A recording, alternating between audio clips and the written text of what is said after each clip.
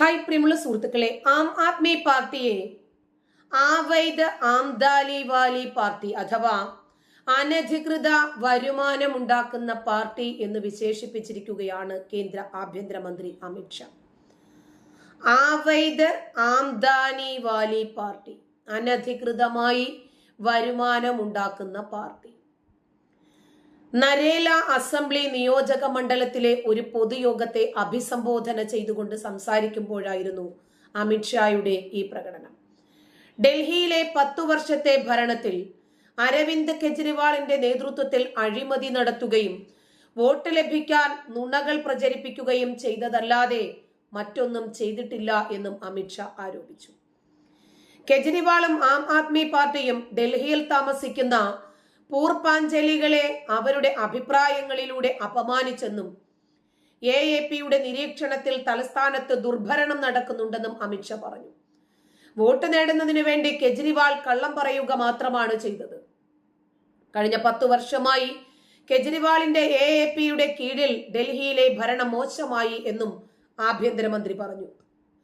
BJP അധികാരത്തിൽ വരുന്ന ഫെബ്രുവരി 8-ാം തീയതി AAPയുടെ ദുർഭരണം അവസാനിപ്പിക്കും. കെജ്രിവാളിന്റെ സർക്കാർ ഉടൻ തന്നെ താഴെ ഇറങ്ങുമെന്നും അദ്ദേഹം വ്യക്തമാക്കി. കൂടാതെ BJP അതിന്റെ എല്ലാ തെരഞ്ഞെടുപ്പ് വാഗ്ദാനങ്ങളും നിറവേറ്റുമെന്നും ഡൽഹിയെ ലോകത്തിലെ 1-ാം നമ്പർ തലസ്ഥാനമാക്കുമെന്നും ഷാ പറഞ്ഞു. അടുത്ത മാസത്തെ തെരഞ്ഞെടുപ്പിൽ അധികാരം ലഭിച്ചാൽ അനധികൃത ബംഗ്ലാദേശി കുടിയേറ്റക്കാരിൽ നിന്നും റോഹിംഗ്യകളിൽ നിന്നും നഗരത്തെ മോചിപ്പിക്കുമെന്നും അദ്ദേഹം പ്രതിജ്ഞയെടുത്തു. ജില്ലാ ഭരണകൂടത്തിന്റെ സഹായത്തോടെ ആം ആദ്മി പാർട്ടി സർക്കാർ അനധികൃത ബംഗ്ലാദേശി കുടിയേറ്റക്കാരെയും റോഹിംഗ്യകളെയും അഭയം നൽകിയതായി ഷാ ആരോപിക്കുകയും ചെയ്തു. ഇന്ന് ഡൽഹി മുഴുവൻ വൃത്തിഹീനമായ വെള്ളത്തിന്റെയും വെള്ളക്കെട്ടിന്റെയും അവസ്ഥയിൽ ബുദ്ധിമുട്ടുകയാണ്. സ്കൂളുകൾ പൂർത്തിയായിട്ടില്ല, ആശുപത്രികളിൽ മതിയായ സൗകര്യങ്ങളില്ലെന്നും അദ്ദേഹം ആരോപിച്ചു.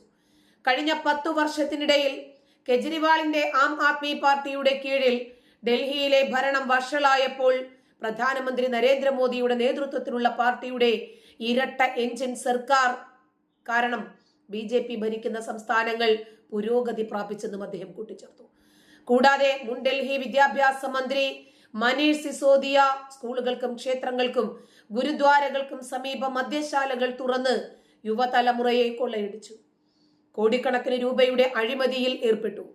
എന്നാൽ അവസാനം ബെഡേ മിയ അഥവാ കെജ്രിവാൾ, ചോട്ടെ മിയ സിസോദിയ എന്നിവരെ ജയിലിൽ അടച്ചെന്നും അമിത്ഷാ പറഞ്ഞു. മദ്യക്കമ്പനിയിൽ മാത്രമല്ല, ഡൽഹി ജൽ ബോർഡ്, റേഷൻ വിതരണം, TTC ബസ് വാങ്ങല്, സ്കൂളുകളില് ക്ലാസ് മുറികളുടെ നിർമ്മാണം, ഇതൊക്കെയുമായി ബന്ധപ്പെട്ട് കോടിക്കണക്കിന് രൂപയുടെ അഴിമതികളും ആം ആദ്മി പാർട്ടി നേതാക്കൾ നടത്തിയിട്ടുണ്ടെന്നും അമിത്ഷാ പറഞ്ഞു. തന്നെയുമല്ല, കെജ്രിവാൾ മുഖ്യമന്ത്രിയായിരുന്ന സമയത്ത് തന്റെ ഔദ്യോഗിക ബംഗ്ലാവ് നവീകരിച്ചതിൽ അഴിമതി നടത്തിയതായി ആരോപിച്ചുകൊണ്ട് ആഭ്യന്തരമന്ത്രി ജനക്കൂട്ടത്തോട് ചോദിച്ചു, നിങ്ങളുടെ ആരുടെയെങ്കിലും വീടുകളിൽ 6 കോടി രൂപയുടെ ഡിസൈനർ അത്ഭുതമുണ്ടോ? അതോ 4 മുതൽ 6 വരെ കോടി രൂപയുടെ മോട്ടോറൈസ്ഡ് കർട്ടനുകളോ നിങ്ങൾ കൈയടിക്കുമ്പോൾ തുറക്കുന്ന 70 ലക്ഷം രൂപയുടെ വാതിലുകളോ ഉണ്ടോ? നിങ്ങൾക്ക് 50 ലക്ഷം രൂപയുടെ വീടിന്റെ പരവതാനിയുണ്ടോ? 15 കോടി രൂപയുടെ ജലവിതരണ സംവിധാനം സ്ഥാപിച്ചിട്ടുണ്ടോ? 10 ലക്ഷം രൂപയുടെ റിക്ലൈനർ സോഫയുണ്ടോ? ഇതെല്ലാം കെജ്രിവാളിന്റെ ശീഷ് മഹലിൽ ഉണ്ടായിരുന്നു എന്നും അമിത്ഷാ പറഞ്ഞു. റോഹിംഗ്യകളും ബംഗ്ലാദേശികളും കൂടി നമ്മുടെ നാടിനെ ഹൈജാക്ക് ചെയ്തപ്പോൾ നമ്മുടെ നാടിനകത്ത് തന്നെയായിരുന്നു അവർക്ക് വേണ്ടുന്ന പരവതാനി വിരിച്ചു കൊടുക്കാനുണ്ടായിരുന്ന ആളുകൾ. അതെ, കപ്പലിന് പുറത്തുള്ള വെള്ളം കപ്പലിനെ മുക്കില്ല, അകത്തുള്ള ശത്രുവിനെ നേരിടാനാണ് എന്നും ഇന്ത്യ പ്രതിസന്ധിയിലായിട്ടുള്ളൂ. പിന്നെ പാവപ്പെട്ടൊന്നും അറിയാത്ത ആൾക്കാർക്കോ മദ്രസയിലും പള്ളിയിലും മാത്രം പോയിട്ടുള്ള കുറെ ആൾക്കാരല്ലേ പ്രതികളൊക്കെ കച്ചറ ഉണ്ടാക്കണത്. അപ്പൊ വന്ന് തെറി വിളിച്ചോക്ക് 73 തെറി ഒരു പോസ്റ്ററിന്റെ അടിയിലുണ്ട്. ഇത് ചർച്ച ചെയ്യുന്നുണ്ടേനെ. അതൊക്കെ ഈ വർഗത്തിൽ പെട്ടവരാ. അപ്പൊ ഇത് പറഞ്ഞു കൊടുക്കാനും ഇവർക്ക് അറിയില്ലല്ലോ, ഇവർക്ക് തന്നെ മനസ്സിലാവില്ലല്ലോ ബംഗാളിയാണോ ബംഗ്ലാണോ മറ്റവർക്ക് അറിയില്ല. അപ്പൊ അത് പറഞ്ഞു കൊടുക്കാണ്ട് ഇങ്ങനെയുള്ള ആൾക്കാരെ കൊണ്ടുവന്ന് അവിടുത്തെ മൂവ്മെന്റ്സ് എന്തുകൊണ്ട് ഗവൺമെന്റ് ഇതിനുള്ള മെഷർ എടുക്കുന്നില്ല എന്നുള്ളതാണ് മനസ്സിലാവാത്തത്. കാരണം വോട്ട് ചെയ്യിപ്പിക്കാനൊന്നും അവിടെ സാധിക്കില്ല. ഇവിടെ കഴിഞ്ഞ ദിവസമാണ് പെരുമ്പാവൂരിനെ സംബന്ധിച്ച് ഒരു വാർത്ത നമ്മൾ കണ്ടത്.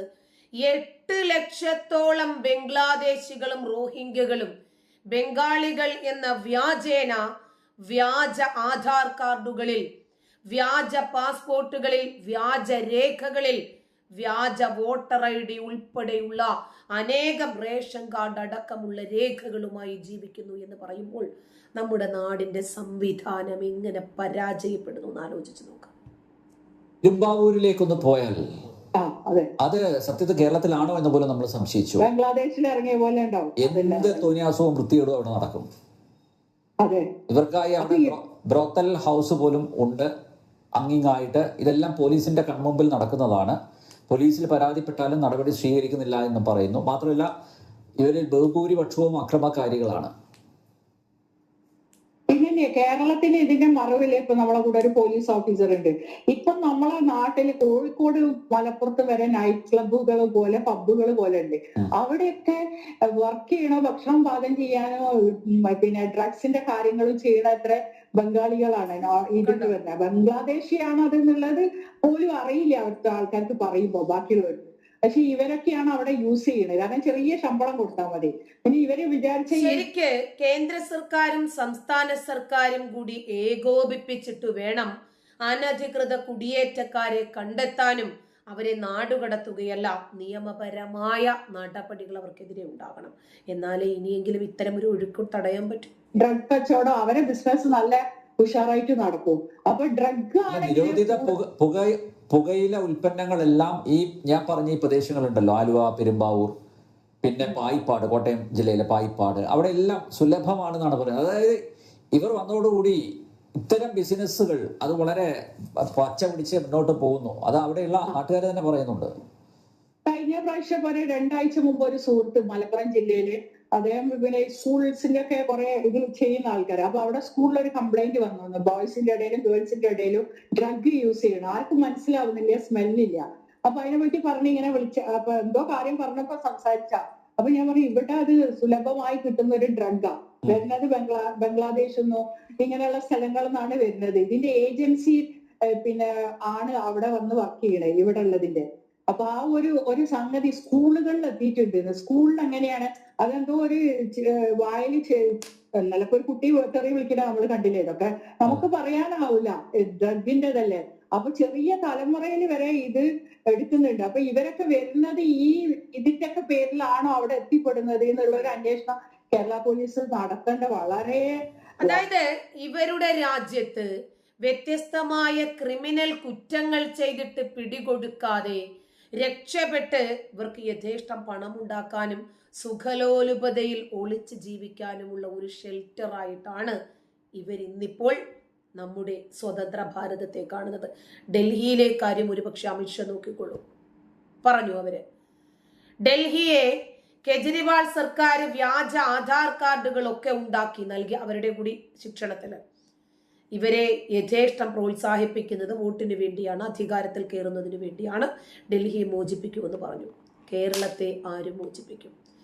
കേരളത്തിൽ അനധികൃത കുടിയേറ്റക്കാരെ കണ്ടെത്താൻ ഈ ബംഗ്ലാദേശികളെയും അഫ്ഗാനികളെയും റോഹിംഗ്യകളെയും ഒക്കെ കണ്ടെത്തി അവർക്കെതിരെ നടപടികൾ സ്വീകരിക്കാൻ ആര് തയ്യാറാകും? ഇപ്പൊ പെരുമ്പാവൂര് മാത്രമേ ബംഗ്ലാദേശ് ആയിട്ടുള്ളൂ. ക്രമേണ ഓരോരോ ജില്ലകൾ വീതം ഇവർ പിടിച്ചെടുത്തു തുടങ്ങും. പൂച്ചയ്ക്കാരും മണികെട്ടുമെന്നുള്ള അവസ്ഥയിലാണിപ്പോൾ. നന്ദി.